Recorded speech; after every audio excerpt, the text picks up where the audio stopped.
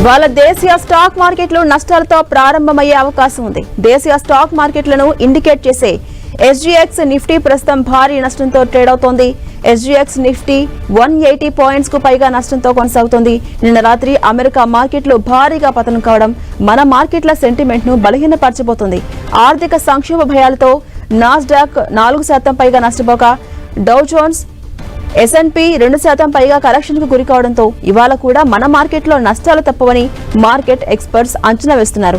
నిఫ్టీకి 22,617, 22,675, 22,770 పాయింట్ల వద్ద రెసిస్టెన్స్ ఎదురయ్యే అవకాశం ఉందని టెక్నికల్ ఎక్స్పర్ట్స్ అంచనా వేస్తున్నారు. ఇక నిఫ్టీకి 22,427, 22,369, 22,274 పాయింట్ల వద్ద సపోర్ట్ లభించే అవకాశం ఉందని ఎక్స్పర్ట్స్ అంచనా వేస్తున్నారు.